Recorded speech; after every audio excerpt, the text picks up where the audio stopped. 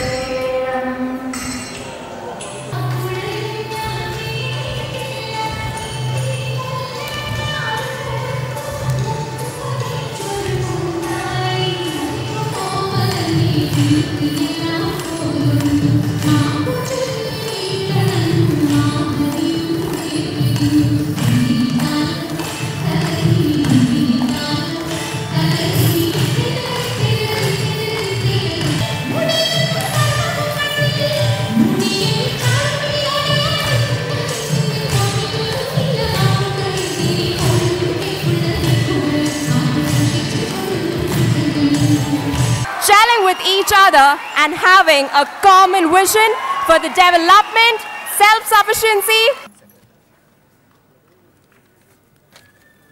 Light is essential, and so we request all the dignitaries on dais to please come forward to light the lamp.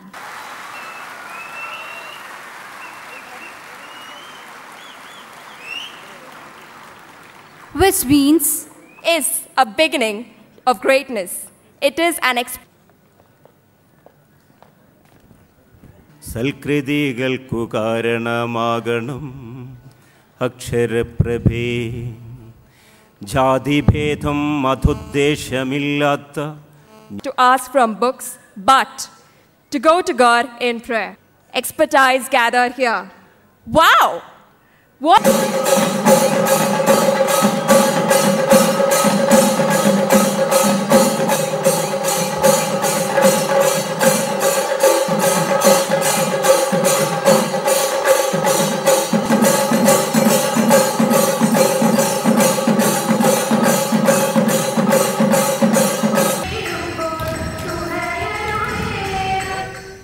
And ఇదే సమయంలో మలయాళీలందరూ తెలంగాణీలే అని తెలంగాణ ముఖ్యమంత్రి కేసీఆర్ అన్నారు. దీనిపై పూర్తి సమాచారాన్ని మా ప్రతినిధి నరసింహారావు అందిస్తారు. నరసింహ, హైదరాబాద్లో అనేక ప్రాంతాల వాస్తవ్యులు ఉన్నారు. ఒక్కసారిగా కేరళ వాసుల మీద తెలంగాణ సీఎం కేసీఆర్కి ఎందుకు ఒక్కసారిగా ప్రేమ పొంగిపోయింది?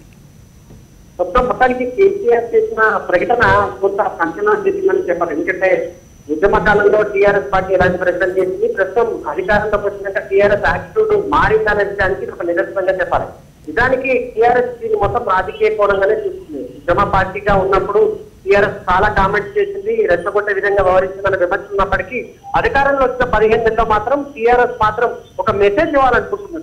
మొత్తం ప్రధానంగా హైదరాబాద్ కేంద్రంగా చేసుకొని రాజకీయాలు కీలకంగా మారబోతున్నాయి రానున్న కాలంలో. కనుక ఇక్కడ ఇమేజ్ నోటి పెంచాలి. టీఆర్ఎస్ కున్న ఒక ఇమేజ్ ఉంది. టీఆర్ఎస్ అంటే ఒక ప్రాంతానికి సంబంధించిన పార్టీ, ఆ ఇతర ప్రాంతాలకు సంబంధించిన వారి విషయంలో కొంత కఠినంగా వ్యవహరిస్తుందనే విమర్శలు ఉంది. కనుక ఆ ఇమేజ్ నుంచి పార్టీని బయటికి తీసుకొచ్చేందుకే కేసీఆర్ ఇలాంటి ప్రకటనలు చేస్తున్నట్టుగా, ఇలాంటి వ్యాఖ్యలు చేస్తున్నట్టుగా కూడా అంటే ఒక కేరళ వాస్తవ్యులతో మాత్రమే కాదు, ఇక్కడ అంటే కేరళీలతో మాత్రమే కాకుండా గుజరాతీతో ఇలాగే మాట్లాడారు రీసెంట్ గా. అండ్ ఏ కమ్యూనిటీ వారితో మాట్లాడితే వారిని కలుపుకుపోతున్నారు. దీన్ని ఎలా అర్థం చేసుకోవాలి నరసింహ? ఒకటి, రాజకీయ కోణంలో చూస్తే మాత్రం ఖచ్చితంగా టీఆర్ఎస్ కి ప్రస్తుతం ఆ ఇమేజ్ కావాల్సిన అవసరం ఉంది. త్వరలో హైదరాబాద్ లో గ్రేటర్ హైదరాబాద్ ఎలక్షన్స్ జరగనున్నాయి. దాదాపు 2-3 నెలల్లో ఎన్నికలు జరగనున్నాయి. ఈ నేపథ్యంలో ప్రస్తుతం హైదరాబాద్ కేంద్రంగా టీఆర్ఎస్ బలహీనంగా ఉంది. కేవలం మొన్న జరిగిన ఎలక్షన్స్ లో అయితే 2014 జరిగిన ఎలక్షన్ లో మొత్తం హైదరాబాద్ పరిధిలో కేవలం 1 సీట్ లో మాత్రమే టీఆర్ఎస్ విజయం సాధించింది. సికింద్రాబాద్ లో పద్మారావు ఒక్కరు మాత్రం గెలిచారు. మిగతా ప్రాంతాల్లో టీఆర్ఎస్ దాదాపు నామరూపాలు లేని పరిస్థితి కనపడింది. ఇప్పుడు ఖచ్చితంగా అవునన్నా కాదన్నా అన్ని ప్రాంతాల ప్రజలు ఇక్కడ ఉంటారు కనుక వాళ్ళని కలుపుకొని పోవాలి. అందుకోసమే టీఆర్ఎస్ పదే సెటిలర్స్ అనే పదానికి కూడా తాము వ్యతిరేకము. సెటిలర్స్ అనే పదాన్ని మేము వాడము. తెలంగాణలో ఉన్న ప్రతి ఒక్కరు తెలంగాణ బిడ్డలే, ఎంత బాలైనా తాము గతంలో ఒకవేళ విమర్శలు చేస్తుంటే అది ఇక్కడ ఉన్న సామాన్య ప్రజల్ని కాదు వేరే వర్గాలను విమర్శించాం, కానీ ఇక్కడ ఉన్న స్థానిక ప్రజలు ఎవరైతే ఇతర ప్రాంతాల్లో ఉన్నారు, అది ఆంధ్ర వాళ్ళైనా, మలయాళీలైనా, గుజరాతీలైనా, మార్వాడీలైనా ఎవరైనా కానీ అందరూ తెలంగాణ బిడ్డలనే మెసేజ్ ఇవ్వడం ద్వారా రాజకీయంగా కొంత బెనిఫిట్ పొందామనే ఆలోచనలోనే కనపడుతుంది. నరసింహ, వీటితో పాటు బోల్డ్ అని వాగ్దానాలు కూడా చేస్తున్నారు. నిజంగా అంటే ఇంతవరకు చేసిన వాగ్దానాలను ఎంతవరకు నెరవేర్చగలిగారు? 2 రూమ్ల ఇల్లు కావచ్చు, ఈ రెండు బెడ్రూమ్ల ఇంటికి సంబంధించి మాత్రం నిన్న చేసిన ప్రకటన మాత్రమే చూడాలి. గతంలో ఎప్పుడు కేసీఆర్ ఇతర ప్రాంతాల వాళ్ళకి ఇల్లు ఇస్తా అనే విషయం మాత్రం ఎక్కడ ప్రస్తావించలేదు. నిన్న జరిగిన సమావేశంలో మాత్రం ప్రకటించారు. అయితే ఒకటి ఖచ్చితంగా టీఆర్ఎస్ కానీ కేసీఆర్ కానీ ఒక ప్రయత్నం అయితే చేస్తున్నారు. ఈ ప్రజలు ఎవరైతే ఉన్నారో ఇక్కడ వివిధ ప్రాంతాల నుంచి వచ్చిన వాళ్ళందరినీ కలుపుకోవాలంటే గతంలో మనం చూసినట్టుగా ఫీజు రియంబర్స్మెంట్ విషయంలో మొదట కొంత కఠిన వైఖరి అవలంబించింది టీఆర్ఎస్ పదం. ఆ తర్వాత ఆ ప్రతిపాదన ఉపసంహరించుకుంది. అన్ని ప్రాంతాల ప్రజలు కూడా తాము ఫీజు రియంబర్స్మెంట్ ఇస్తామని చెప్పేసి టీఆర్ఎస్ ప్రకటించింది. ఇచ్చిన హామీలు అయితే ఇస్తున్నది, కానీ అవి ఎంతవరకు అమలు జరుగుతాయని చెప్పిన మాత్రం కొంత ఇప్పటికీ అనుమానాలు వ్యక్తమవుతున్నాయి. ఇది మాత్రం తమకు రాజకీయంగా ఉపయోగపడుతుందనే భావన మాత్రం టీఆర్ఎస్ లో వ్యక్తమవుతుంది. స్వప్న. రైట్ నరసింహ, ధన్యవాదాలు మీ అనాలిసిస్కి. 6-7 నెలల క్రితం కేరళీయన్లో మనం ఒక కలగన్నాం, హైదరాబాద్లో కేరళ భవన్ రావాలని. ఈరోజు పునాది రాయి వేసుకున్నాం. 1-1.5 సంవత్సరాల లోపు the best Kerala Bhavan of India హైదరాబాద్లో రావాలని చెప్పి నేను కోరుకుంటా ఉన్నాను. తెలంగాణ రాష్ట్రంలో ఉన్నటువంటి మలయాళీ అన్నదమ్ములకు, అక్క చెల్లెలకు ఎటువంటి సహాయం సహకారం అవసరమైన తెలంగాణ రాష్ట్ర ప్రభుత్వం సంపూర్ణమైనటువంటి అండదండలు అందిస్తుందని ఈ సందర్భంగా నేను తెలియజేస్తా ఉన్నాను.